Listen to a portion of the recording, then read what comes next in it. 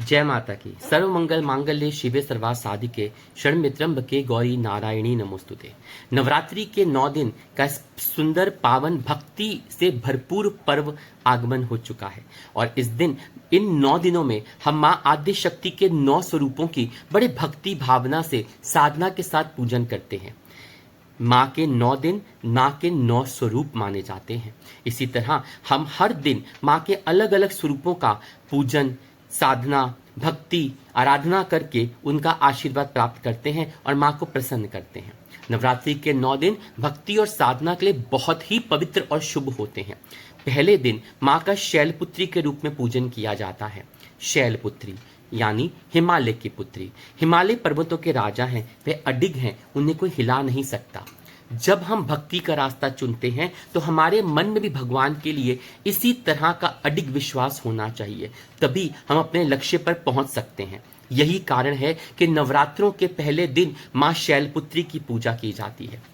माँ शैलपुत्री सती के नाम से भी जानी जाती है। इनकी कथा इस प्रकार है।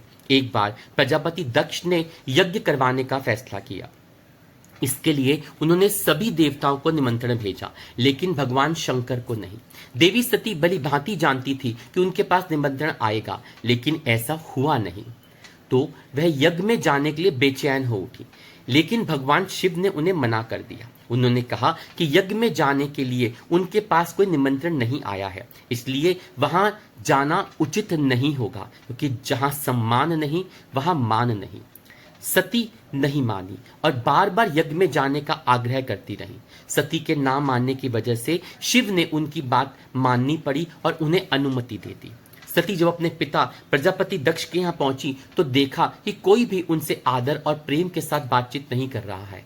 सारे लोग जो थे मुंह फेर के बैठे हुए थे और सिर्फ उनकी माता ने उन्हें स्नेह से गले लगा लिया। बाकी बहनें भी जित हो इनकी उनका उपहास उड़ा रही थी और सती के पति शिव, भगवान शिव सदाशिव को भी तिरस्कृत कर रही थी। स्वयं दक्ष ने भी अपमान करने का मौका नहीं छोड़ा। ऐसा व्यवहार देख सती दुखी हो गई।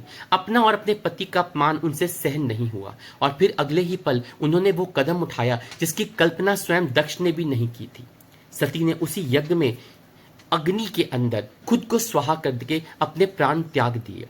भगवान शिव को जैसे ही इसके बारे में पता चला तो दुखी हो गए। दुख और गुस्से की ज्वाला में जलते हुए शिव ने उस यज्ञ को ध्वस्त कर दिया। इससे सती ने फिर हिमालय के यहाँ जन्म लिया और वहां जन्म लेने की वजह से इनका नाम शैलपुत्री पड़ा। शैलपुत्री का नाम पार्वती भी है और इनका विवाह भी भगवान शिव से हुआ था। माँ शैलपुत्री का वास काशी नगरी वाराणसी में माना जाता है। वहां शैलपुत्री का एक बेहद प्राचीन मंदिर है, जिसके बारे में मान्यता है कि माँ शैलपुत्री के सिर्फ दर्शन करने से ही भक्तजनों की मुरादें पूरी हो जाती हैं। कहा तो यह भी जाता है कि नवरात्रों के पहले दिन यानी प्रतिपदा को जो भी भक्त माँ शैलपुत्री के दर्शन करता है, उसके सारे वैवाहिक जीवन के कष्ट जो होते हैं, परेशानी होती है, संकट होती है, वो सब दूर हो जाते हैं। क्योंकि माँ शैलपुत्री का वाहन वृषभ है, इसलिए इन्हें वृषवारूढ़ा भी कहा जाता है। इनके बाएं हाथ में कमल और दाएं में त्रिशूल विराजमान रहता है। माँ शैलपुत्री की पूजा नवरात्रि के पहले दिवस में होती है। इनकी पूजा से जीवन के सभी कष्ट और बाधाएं दूर हो जाती हैं और साधक अपने मन को मूलाधार चक्र में स्थित करके योग साधना शुरू करते हैं। ओम देवी शैलपुत्राय नमः, इस मंत्र का जाप हमें पहले नवरात्रि के दिन बहुत भक्ति भावना से करना चाहिए ताकि माँ को हम प्रसन्न कर सके। माँ शैलपुत्री की साधना आराधना साधक को स्थिरता, शांति, समृद्धि और उन्नति का आशीर्वाद प्राप्त कराती है। माँ को सफेद पुष्प, शुद्ध घी और कमल अर्पित करना बेहद लाभकारी और शुभ माना जाता है। इससे माँ प्रसन्न होती हैं और आपको आपके मनवांछित फल की प्राप्ति होती है। माँ शैलपुत्री का पसंदीदा रंग विभिन्न मान्यता के अनुसार अलग अलग देखा गया है, जिनमें मुख्य रूप से सफेद और पीला रंग बताया गया है, लेकिन कुछ स्रोत्रों में नारंगी रंग का भी उल्लेख मिलता है। पारंपरिक रूप से नवरात्रि के पहले दिन माँ शैलपुत्री की पूजा में सफेद रंग धारण करने की परंपरा है, जबकि पीले रंग को भी बहुत ही शुभ माना जाता है। अब विभिन्न मान्यताओं के अनुसार जो रंग है जैसे सफेद, कई स्रोत्रों के अनुसार सफेद रंग मां शैलपुत्री का प्रिय रंग है, जो शांति और सौम्यता का प्रतीक है। पीला रंग कुछ परंपराओं में ये पसंदीदा रंग माँ का माना जाता है और माना जाता है कि ये उल्लास और प्रसन्नता का प्रतीक है। नारंगी रंग भी कुछ जगह पे इसका उल्लेख मिलता है, क्योंकि नारंगी रंग जो है वो स्फूर्ति और सकारात्मकता से जुड़ा हुआ है और ये आपके अंदर उसी तरह की सकारात्मक ऊर्जा और स्फूर्ति को भर देता है। यह रंगों में भिन्नता मान्यताओं और क्षेत्रों के हिसाब से आधारित है। आप अपनी श्रद्धा, अपनी परंपरा, अपनी भावना और अपने अनुराग के अनुसार कोई भी रंग चुन सकते हैं, क्योंकि माँ जो है वो सिर्फ आपके भाव की प्रिय है। माँ आपके श्रद्धा की भूखी है, उनको इनसे कोई फर्क नहीं पड़ता। और यह भी कहा जाता है कि माँ का जो प्रिय फूल है वो गुलहड़ का फूल है या सफेद कनेर का जो फूल होता है वो माँ को अर्पण करना चाहिए। जैसा हमने बताया माँ की सवारी बैल है वृषभ, तो उसी तरह से माँ का जो भोग है वो घी से बना हुआ हलवा कहा जाता है, या आप देसी घी को भी माँ को अर्पण कीजिए। देसी घी की जोत उन्हें अर्पण करके उन्हें उसका भोग लगाइए और माँ को हलवे का भोग लगाइए। सेब, अनार, केला, नारियल, शरीफा, बेल और अंगूर ये फल माँ को अर्पण अवश्य कीजिएगा।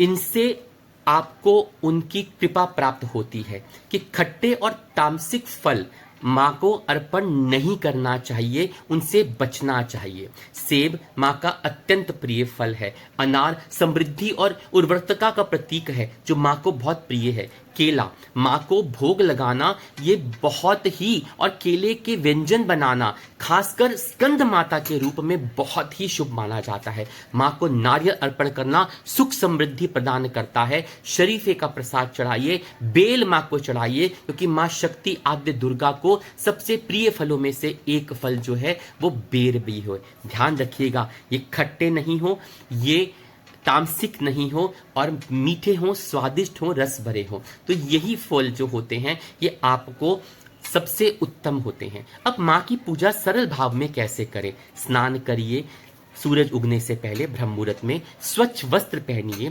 फिर कलश की स्थापना कीजिए, दीपक जलाइए। अगर आप अखंड दीपक जलाते हैं तो बहुत उत्तम, अन्यथा आप सुबह और शाम माँ की आराधना के लिए शुद्ध देसी घी का दीपक अर्पण कीजिए। इसके बाद चौकी पर लाल आसन बिछाइए और माँ शैलपुत्री की प्रतिमा को स्थापित करके उन्हें अक्षत, सिंदूर और लाल फूल अर्पण करिए। धूप दीप जलाकर मंत्र का जाप करिए, कपूर से माँ की आरती उतारिए और गाय के घी का भोग या खीर जो है माँ को अर्पण करके भोग लगाइए। इसी तरह से आप खासकर उस दिन आप स्वच्छ नवीन वस्त्र हो तो बहुत उत्तम, नहीं तो स्वच्छ वस्त्र पहनिए और सफेद धारण कीजिएगा। माँ शैलपुत्री है ना, और चौकी जो हो वो स्वच्छ हो, निर्मल हो, चंदन की हो उत्तम, नहीं तो स्वच्छ लकड़ी की चौकी हो, उस पर लाल रंग का बिछौना बिछाइएगा, लाल रंग का कपड़ा बिछाइएगा, उस पर गोटा लगाइएगा, सूती ना हो, रेशमी हो, अच्छा रहता है। कलश स्थापना के लिए आपको उसका शुभ मुहूर्त जो है वो ध्यान रखना चाहिए। और अखंड दीपक जो नवरात्रि में हमने बताया वो अत्यंत लाभकारी, शुभ और फलदायक होता है। कोशिश कीजिएगा आप अखंड दीपक ही माँ के आगे प्रज्वलित करें। उसके बाद आप गणपति का आवाहन कीजिए, उनकी पूजा कीजिए। फिर उसके बाद हाथ में लाल रंग के फूल लेकर आप आद्य शक्ति का आवाहन कीजिए, उनको विराजमान कीजिए।